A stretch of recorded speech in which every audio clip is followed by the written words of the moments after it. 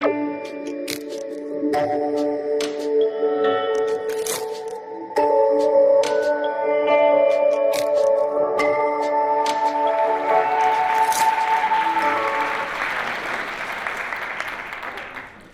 I'm going to talk about our plan, or our growing plan, for creating a connected network of trails and greenways throughout our region. As we hear a lot from many of our partners or many of our presenters at this conference, it's about creating networks, creating places for people to travel by foot and bike on various trails and greenways.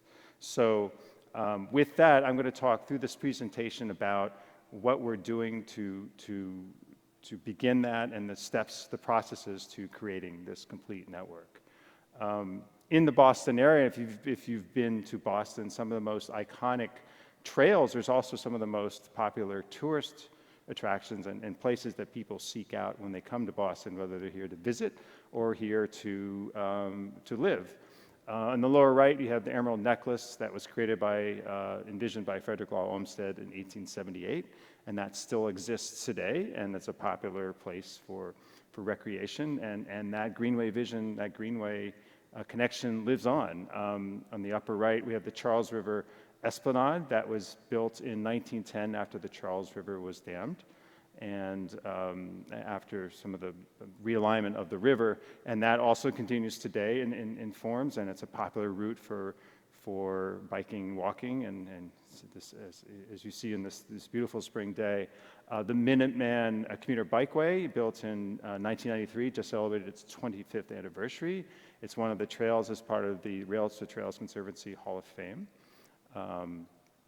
You know, we talked about multi-use trails. These are foot trails in the region that have date back some amount of time. The Revere Beach Boardwalk dates back to 1896. Revere Beach is considered to be America's first public beach, and is accessible directly from downtown Boston, about 25-minute ride on the Blue Line, on the subway, the Metro line there. The Bay Circuit Trail is a foot trail that circles Boston. It's 230 miles in length, originally begun in 1928, and generally, for the most part, complete. And it's a walking trail that circles the region.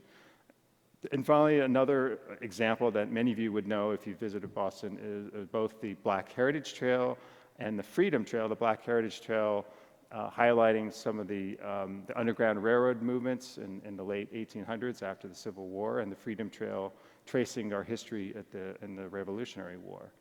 So, you know, 10 years ago, this was our map of our trails and greenways in the region. We had the Minuteman Trail, as I mentioned, as well as some trails along the Charles River, and that's about it.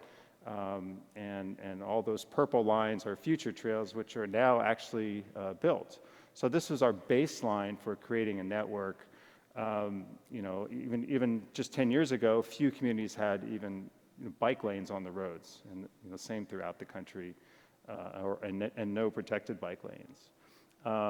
So through this process here, I'm going to talk about how this process envelops, and the presentation will follow this format. So number one, we'll talk about a snapshot of inventory and mapping of our complete trail system.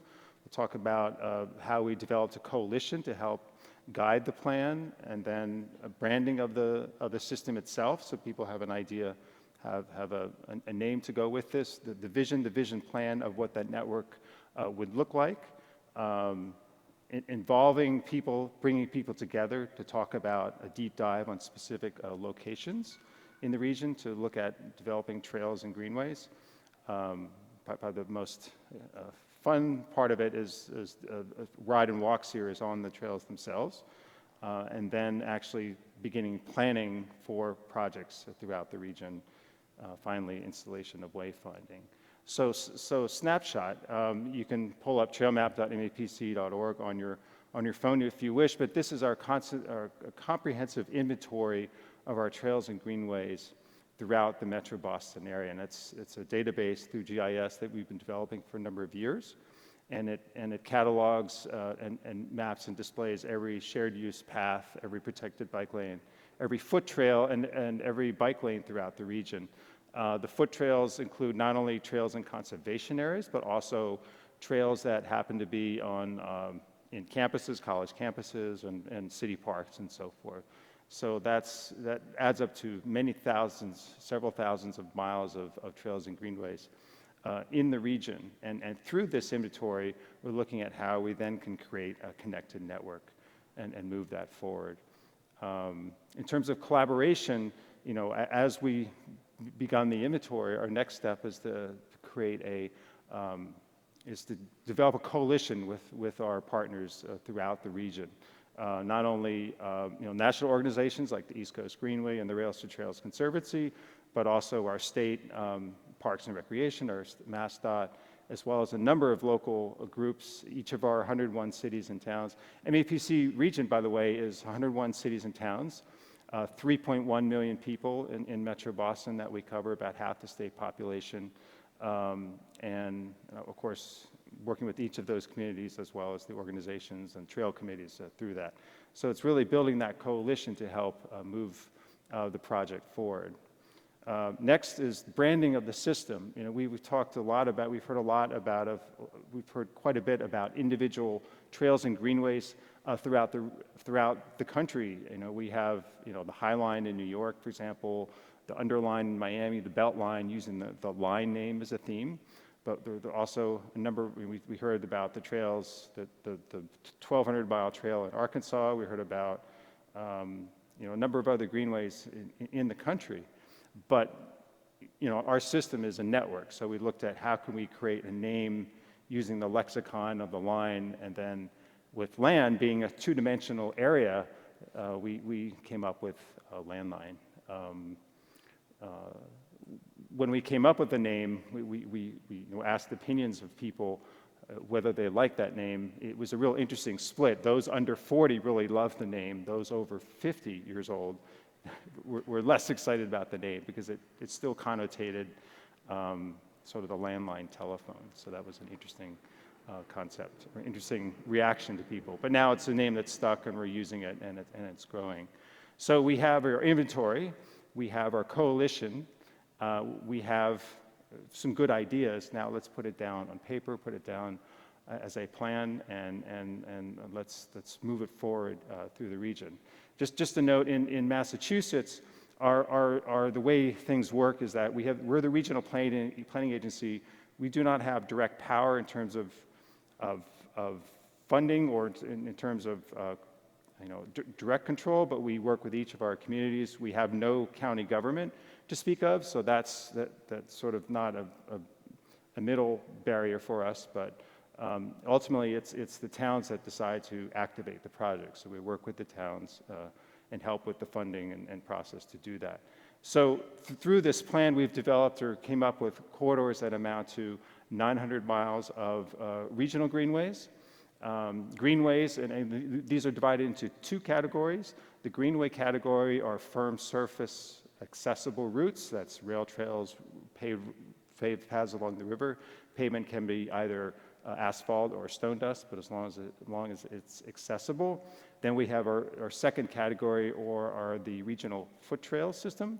And the regional foot trails also extend throughout the region, and we've calculated that, you know, almost 50% of the greenways are now complete, and about 60% of the regional foot trails. Particularly, you know, 200 miles of that is the Bay Circuit Trail that I mentioned. When the system is complete, we'll have over 90% of the region within 1 mile of a landline corridor.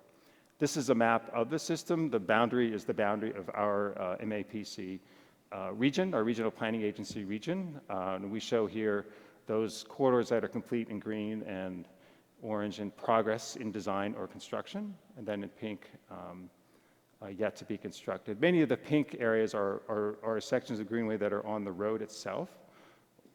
So we're still figuring out what the actual sort of marking and striping would be for that.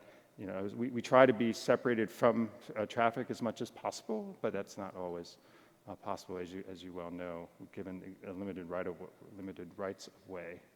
This is our map of our foot trail vision, and the foot trails constitute, again, those trails that are marked more of a hiking trail type of concept in natural conservation areas. The Bay Circuit Trail in the red is, again, the 230-mile trail.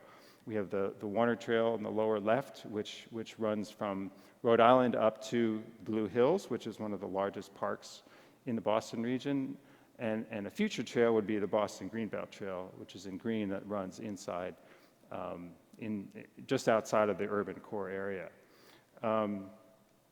So we have our vision plan, and now it's time to unveil that. And almost a year ago in May, during Bay State Bike Week, we unveiled the vision for the plan, and that was in the city of Malden, which is a inner city or urban suburb just north of the city of Boston. And we brought together the mayors and city council members, elected officials, state elected officials, and advocacy groups to unveil the plan at the time.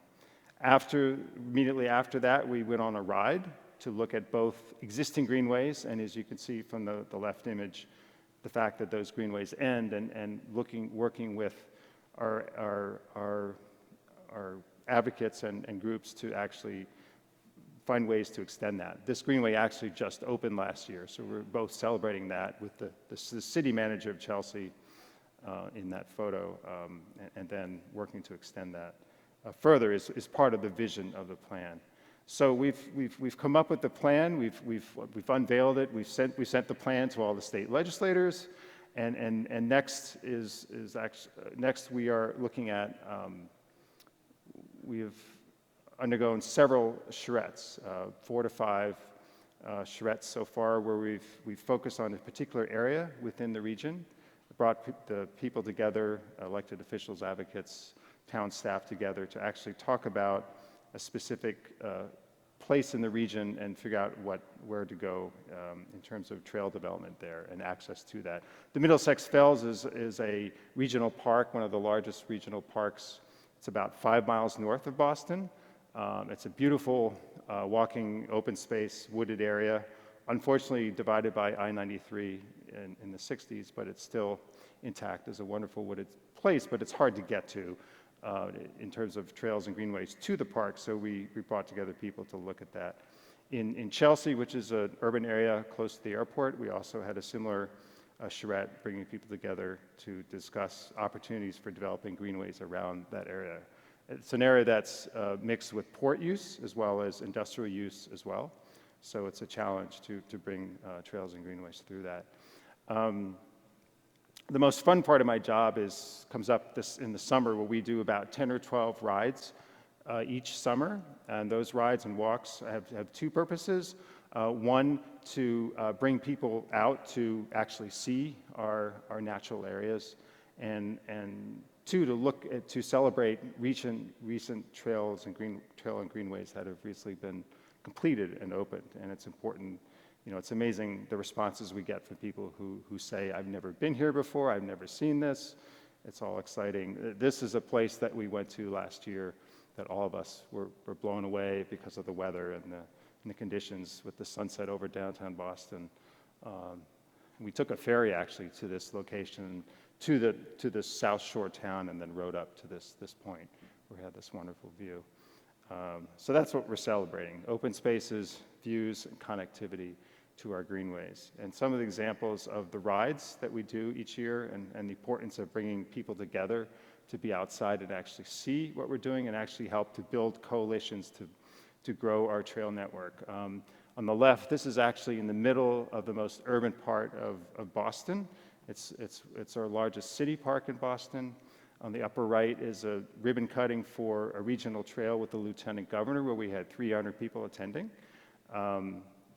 And each time I go to a ribbon cutting for a new trail, MassDOT officials come up and say, "Wow, all of our highway projects have 20 people show up, or all of our trail projects have several hundred people show up." So that's where the support is. And then on the lower right is a South Shore town that should have a trail but doesn't. And so this is a way to help advance that project. A few other examples on the upper right. We have 3 major rail trails that come within 2 miles of each other but do not connect. So we're looking at ways to, rights of way, to figure out where we can make those connections to connect up these regional trails that have just opened. In the urban areas, on the lower right is an example of painting our streets to actually create greenways, and some of our partners are working on that, and we'd like to expand that concept throughout. Many of our Boston roads are similar to this, where you have very limited right-of-way. We have pretty narrow streets and houses up close to the street level, so we do have to work with what we have, which includes parking. So we have the plan, we have the vision, we have ideas, we have people involved, and another part of my job and the role is to actually develop, is to actually help kickstart within each of the communities these new projects that we've created, these new ideas that we have. And so, you know, how do we advance these projects? It's often me going to work with, so I'll give you an example of 3 different projects where we are working in some capacity to help advance the trails. And this is just examples of what we're doing. The East Boston Greenway is disconnected from downtown Boston by the Boston Harbor and the mouth of the Mystic River. So you can only get there by subway or by ferry. But once you're on the other side, you have this wonderful, or by car, of course, you have this wonderful East Boston Greenway, which runs from the lower left of the screen up to Constitution Beach. And Constitution Beach is now the current terminus of this trail, and we're looking at ways to extend this trail east to Winthrop and north up through Revere Beach, and then along Chelsea Creek, a rail trail at that location. The East Boston Greenway, as I mentioned, ends at Constitution Beach. It's a great place for train spotting as well as swimming in the summer. On the upper right is a dead rail line along Chelsea Creek, and we're looking at opportunities to actually create a rail trail on that along the river, which would be spectacular, as you can see from the views. You know, we went on a scouting ride a couple of weeks ago, and this is what it looked like. It was not much of a ride. It was through prickers and bushes and so forth. The Aqueduct Trail program is another amazing regional trail program that we're working with to open up. Actually, the total trail system will be 68 miles of trails and greenways connecting 4 different aqueducts through the MWRA, Mass Water Resources Agency. And it's been a coalition with the MWRA for a number of years. This map, dating from, I think, 1916, shows the 4 major aqueduct corridors, and we're working to connect those trails together. This is an example of a section of the aqueduct when it was built in 1908. And on the right, we call it affectionately the hot dog bridge due to its shape. And that's now a key part of the aqueduct trail system. Finally, we have the Mass Central Rail Trail, which we're partners with, but primarily led by our state park system and the individual communities, but it's our major rail trail in Massachusetts. It's our 100-mile Mass Central Rail Trail that runs from Boston all the way to Northampton. And the Mass Central Rail Trail has just been completed as of last year, despite being rejected by the community 20 years ago. So sometimes you have to wait and be patient. Eventually it happens. And finally, and our last slide is focusing on wayfinding and signage, and that's something we're working with MassDOT on right now. Some examples from Switzerland and Seattle that show the potential, the really importance of labeling, creating that opportunity to actually find our way through. With that, thank you.